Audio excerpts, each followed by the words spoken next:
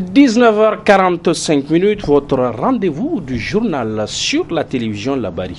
Mais avant son développement, voyons les titres. Le processus de la transition vers le numérique au centre de la 7e conférence des instances de régulation de la communication d'Afrique ouverte ce matin à Niamey. Une ouverture des travaux sous la présidence du Premier ministre chef du gouvernement et à 19 mois de cet ultime rendez-vous. Ce matin, toujours, des journées de restitution des résultats du levé géophysique aéroporté dans le bassin des Oulimanden sont organisées par le programme de renforcement et de diversification du secteur minier au Niger.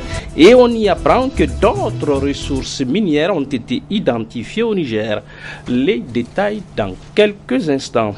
Voilà donc pour le sommaire. Mesdames, Messieurs, bonsoir. Merci d'être avec nous et bienvenue à vous. À l'entame de ce journal, dis-je, cap sur le palais des congrès à Niamey où s'est ouverte ce matin la 7e conférence des instances de régulation de la communication d'Afrique. Une cérémonie d'ouverture sous la présidence du Premier ministre, chef du gouvernement, et à seulement 19 mois de l'ultime passage de la nécessaire entrée dans le numérique. Souley Moumouni Barma et Ibrahim Abdou, en adepte et en féru du numérique, nous rapporte. État des processus de transition vers le numérique en Afrique, rôle et défis des instances de régulation. Tel est le thème de la 7e conférence des instances de régulation de la communication d'Afrique qui a ouvert ses travaux en ce 10 décembre 2013. Environ une vingtaine de pays sont présents à ce rendez-vous de Niamey pour échanger sur la problématique de la transition vers le numérique. Conformément à une tradition désormais établie, la 7e SOCAF se déroulera également en 2 phases. La première sera consacrée au séminaire thématique qui va se dérouler le 10 et 11 décembre autour du thème État des lieux des processus de transition vers le numérique en Afrique, rôle et défi pour les instances de régulation des médias.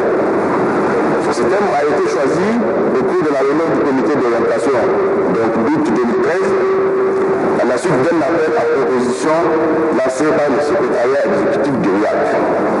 Il prend en compte les préoccupations principales des membres du RIAC en ce moment précis. Il sera débattu à long et à large au cours de 4 sessions. La présidente sortante du réseau des instances africaines de régulation de la communication, la Tanzanienne Margaret Muniaji, a jeté un bref regard rétrospectif sur les activités menées par le RIAC au cours de son mandat qui s'achève au terme de cette rencontre de Niamey, à laquelle l'on note également la participation remarquée de plusieurs opérateurs de TNT et de satellites. Ce sont l'ensemble des régulateurs de l'audiovisuel africain qui sont réunis ici aujourd'hui à Niamey. Si Africa, en tant que fournisseur de contenu audiovisuel, ne peut pas être absent, il faut que nous soyons là pendant que les débats se tiennent pour définir le futur de la télévision en Afrique. Et comme nous sommes acteurs, nous voudrons prendre notre part pleine entière et c'est pour ça que nous sommes présents à Niamey. La libéralisation du secteur des médias qui intervient avec l'avènement de la démocratie en Afrique a favorisé progressivement le paysage médiatique sur le continent, ce qui explique la nécessité pour les États de soutenir les instances de régulation afin qu'elles puissent mener convenablement leur mission, surtout en cette veille de la transition vers le numérique. Le RIAC mérite d'être soutenu et encouragé par tous les États africains afin puisse contribuer à renforcer davantage la liberté de la presse, la liberté d'expression et la liberté d'opinion sur notre continent. Je puis vous assurer, mesdames et messieurs, les membres du réseau des instances africaines de régulation de la communication, de l'engagement du gouvernement du Niger à vous accompagner dans la mise en œuvre de votre plan d'action 2014-2015 et à soutenir toute autre action visant l'amélioration de la pratique de régulation dans nos pays. À moins de 10 ans de la date butoir pour le passage au numérique, il est tout à fait indiqué de faire l'état des lieux des processus de transition vers le numérique en Afrique. et surtout de s'interroger sur les rôles et les défis pour les instances de régulation des médias. Ce thème qui sera au centre de vos échanges pendant les 3 prochains jours est plus que d'actualité. C'est le Niger qui accédera à la présidence tournante du RIARC à partir du 12 décembre 2013, date de clôture de cette 7e conférence. Ce passage justement de l'analogique au numérique en 2015 est aujourd'hui objet de cette 7e conférence de Niamey. C'est l'association des opérateurs privés des télévisions d'Afrique qui volontiers nous l'explique en long et en large. L'OPTA s'y est bien exercé à travers une conférence de presse que Nafis Azakou et Chebou Guisso ont suivi toute oreille. Suivons-les. Sur une seule fréquence selon Ils sont presque tous là, les opérateurs privés des télévisions d'Afrique. Ils se sont réunis pour une même cause, expliquer le processus du passage de l'analogique au numérique prévu à partir de juin 2015 par l'organisme qui gère les fréquences. Les opérateurs expliquent les raisons. Grâce à ce nouveau moyen de diffusion, avoir 60, 70 ou 80 chaînes avec le même nombre de fréquences. Même si on parle aujourd'hui beaucoup de TNT, nous, opérateurs, nous sommes dedans depuis 10-12 ans. Donc sans faire de boucan, sans faire quoi que ce soit. Aujourd'hui, ça devient intéressant et important et il y a beaucoup de pression. Dans ce cas, il va falloir installer des multiplexes pour recevoir toutes nos chaînes en numérique.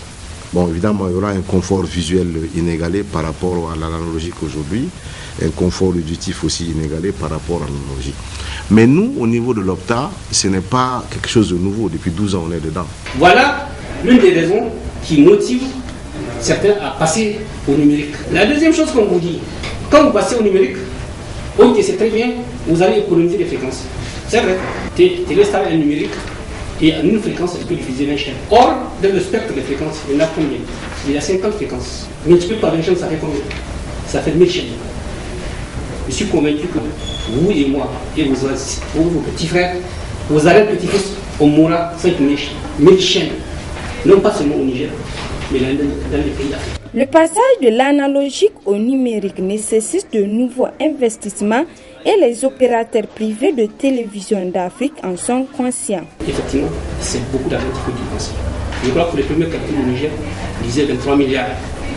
C'est mésestimé, le montant. Mais, nous les privés, qu'est-ce qu'on reproche à l'UIT?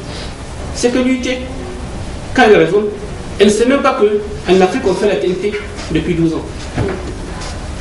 C'est pas normal. On est là depuis 12 ans, on fait la TNT. On fait la TNT, on fait la télévision numérique terrestre. Et ils ne savent pas. Ils disent, venez, on va faire la TNT, passer en TNT. Mais nous, on était en quoi alors? Et pourtant, on était en TNT tel qu'ils l'ont défini. Il y a donc des enjeux politiques très importants, pas politiques seulement plutôt, c'est surtout économique qu'il faut comprendre. Et c'est pour cela que je dis, allons doucement, vraiment, c'est mieux. Et quand on dit que la télévision numérique terrestre va coûter au Niger 23 milliards, il est compris aussi la subvention des terminaux pour recevoir soit les tuneurs, soit les téléviseurs, ou la couverture intégrale du territoire. En tout cas, derrière, il y a tout un gros business derrière, quoi.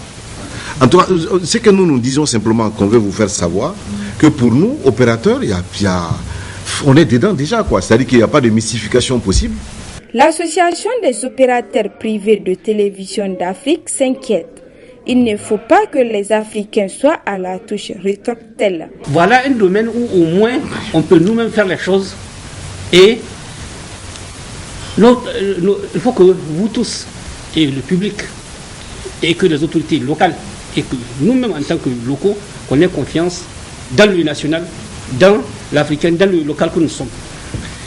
Il est possible, je ne sais pas, mais il est possible qu'il y ait des demandes, par exemple, venant de l'étranger pour faire la TNT. Mais c'est très dangereux. L'OPTA a été créé en 1998 avec l'avènement des chaînes de télévision internationales en vue de les exploiter. Cette nouvelle, à présent, elle nous vient des riches profondeurs de notre sous-sol et c'est la nouvelle du jour à coup sûr. D'autres ressources minières ont été identifiées dans notre pays. Nous l'avons appris ce matin, des journées de restitution des résultats de levée géophysique aéroportée dans le bassin des Oulimenden et organisées par le programme de renforcement et de diversification du secteur minier au Niger. Assoumana China et Aboubakar Souley nous en donnent les détails. Le Niger s'est engagé dans une politique de diversification de la production minière. C'est dans cette optique qu'il a été mis en place un programme de renforcement et diversification du secteur minier qui a entrepris une opération de levée géophysique aéroportée dans le bassin des Ulimanden, notamment dans les régions de Tawa, Dosso et Tillabéri, consistant à identifier des ressources minières. Une opération réalisée grâce au soutien financier de l'Union européenne à hauteur de 10 milliards de francs CFA. La cérémonie qui nous réunit aujourd'hui marque un autre succès de la coopération entre la République du Niger et l'Union européenne. Je n'ai pas la prétention de vous présenter le bilan de l'opération, alors même que celui-ci vous sera présenté aujourd'hui et demain. Cependant, permettez-moi d'en mentionner quelques extraits afin de partager et d'apprécier avec vous l'extension importante de la connaissance du potentiel minier nigérien, ainsi que des éléments d'impact issus des évaluations préliminaires qui ont été menées. L'engouement des opérateurs miniers s'est accru considérablement depuis 2006. Plusieurs permis ont été demandés et octroyés dans l'ensemble des 4 zones levées. L'intégralité des données issues de ces travaux est disponible au niveau du CIGMIN, outil dédié à la gestion des données géoscientifiques et résultats concrets de l'appui de l'Union européenne dans le cadre du PRSDN.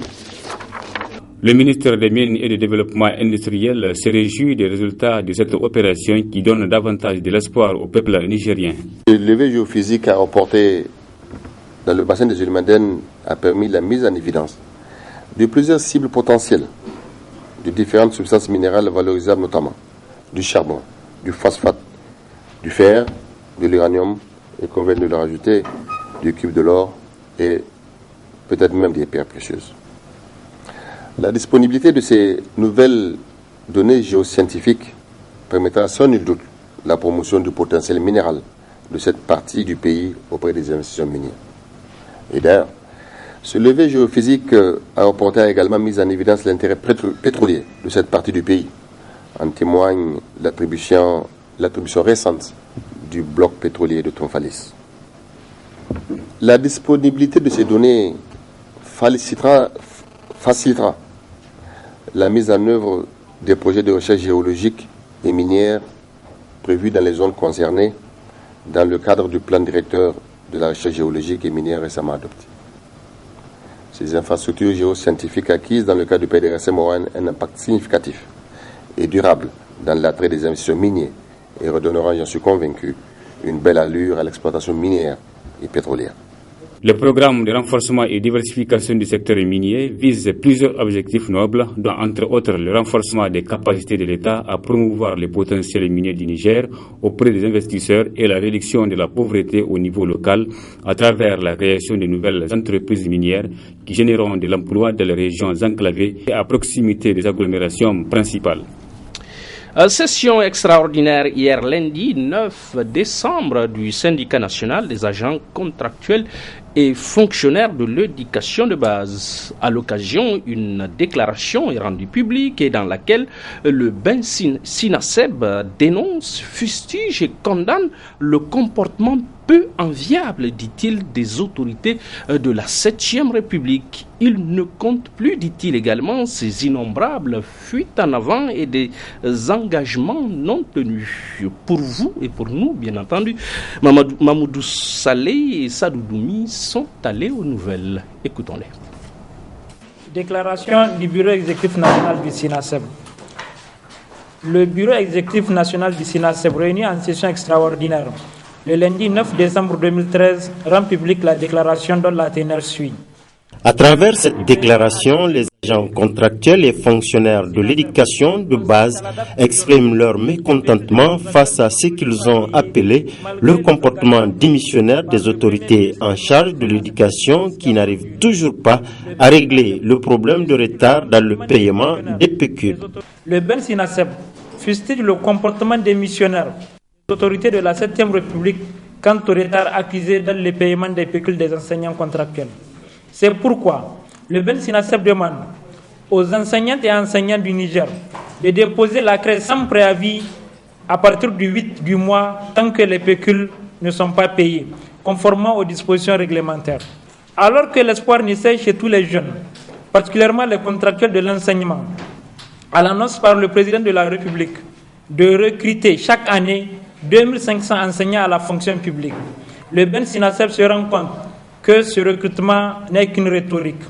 Sinon, comment comprendre qu'à la date du 9 décembre 2013, que les matricules du recrutement au titre de l'année 2011 pour le compte du ministère des enseignements primaires ne puissent pas être disponibles 8 mois après la sélection définitive, que la présélection 2012 pour le même ministère ne soit pas publiée alors que l'engagement était pris récemment par le comité de négociation de la rendre publique avant le 7 décembre. Le Ben Sinaseb demande aux autorités de trouver une solution définitive au problème des admis du spécial A. Dénonce, fustige et condamne le comportement peu enviable des autorités de la 7e République pour leur fuite en avant et les engagements non tenus. Exige du gouvernement le paiement sans délai des pécules du mois de décembre à tous les niveaux, l'attribution des matricules aux enseignants recrutés pour le compte du ministère des enseignements primaires au titre de l'année 2011, la publication de la liste de présélection du recrutement 2012, le paiement du reliquat des rappels salaires, le règlement définitif de la situation des admis du spécial A 2012 et 2013, le décret portant octroi de la prime de craie, l'arrêt systématique des affectations arbitraires de la région de Zender, l'adoption du statut particulier du personnel de l'enseignant ainsi que la révision de la grille salariale des enseignants. Déterminé à faire aboutir ces revendications, le Ben Sinaseb envisage d'organiser une marche suivie de meetings le vendredi 20 décembre 2013 dans les chefs-lieux des 8 régions du pays pour dénoncer le non-respect par les autorités des engagements pris vis-à-vis de l'école publique nigérienne et des enseignants en particulier.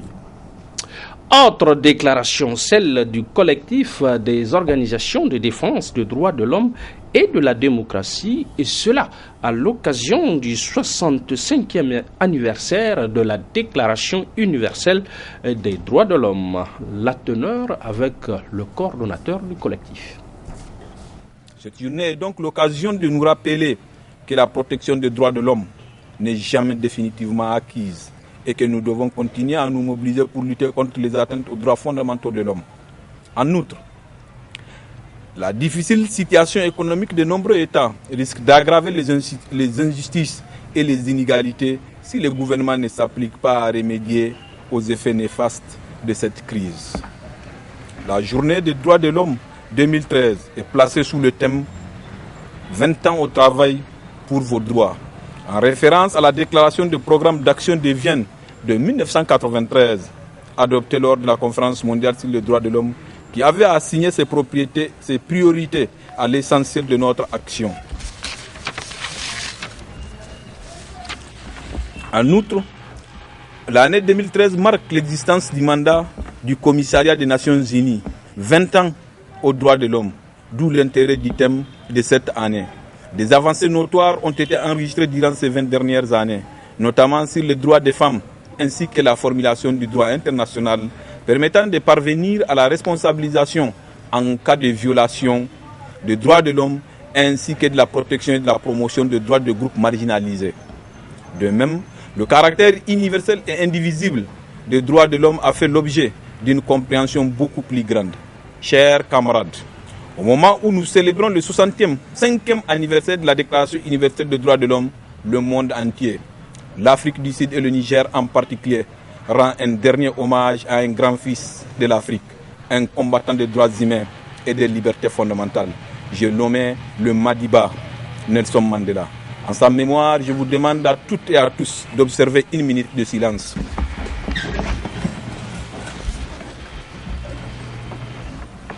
Merci.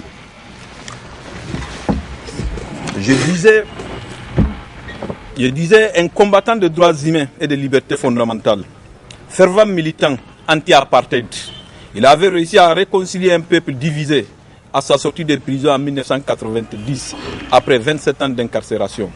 Mandela a négocié avec le pouvoir blanc, avec ses alliés, avec tous les mouvements pour rassembler les Sud-Africains autour d'un projet de république démocratique, toutes races confondues.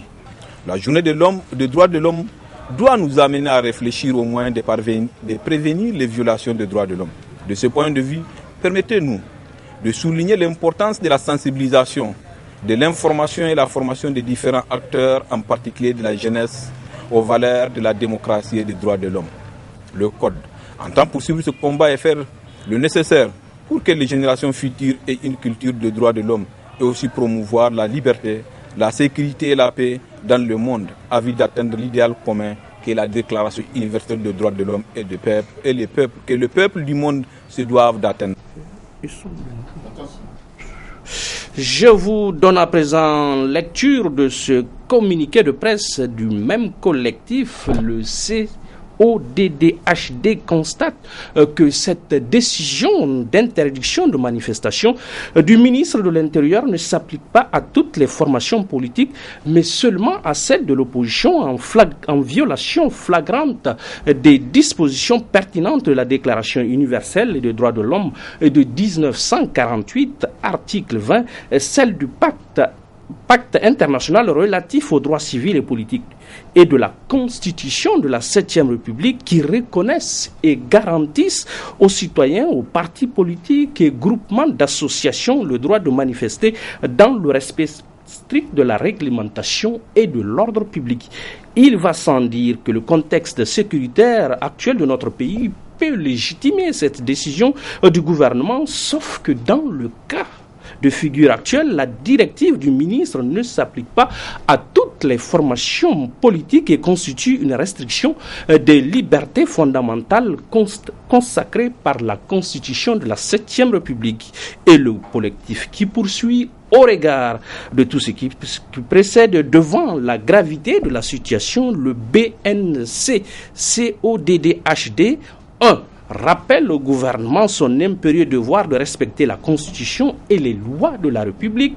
2. Demande au ministre de l'Intérieur le retrait de cette décision qui fait entorse aux normes juridiquement supérieures. Et 3. Enfin, demande à l'ensemble des gouvernants de notre pays et des Nigériens en général d'avoir constamment à l'esprit le respect de la Constitution et les lois de la République. Signé donc le coordonnateur Kani Abdoulaye. Dans notre série Caméra dans la ville à présent, Memouna Daouda et Halidou Bourema nous font découvrir ce soir une autre activité, celle de la récupération des bidons vides. On en trouve, disent-ils, à profusion, ne coûtent pas cher et sont d'une utilité certaine pour nous. Ensemble donc, voyons leur objet du jour. Ces bidons généralement contiennent de l'huile importée des pays voisins. Une fois vidés, ils sont récupérés et vendus par ces revendeurs.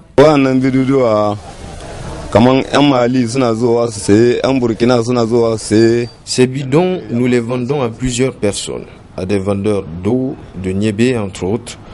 Et ça fait 7 ans que j'exerce ce petit commerce. Dieu merci, j'arrive à m'en sortir.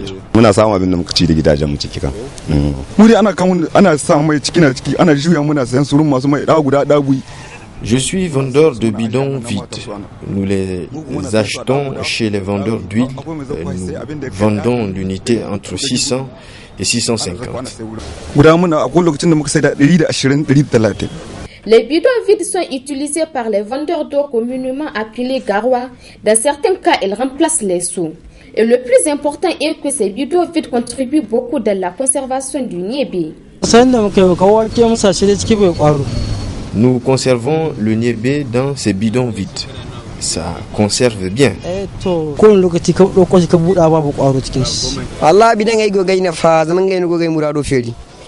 Les bidons vides nous aident beaucoup dans nos activités. Par exemple, quand nous lavons les motos, on remplace les seaux par les bidons. On achète l'unité entre 500 à 1000 francs.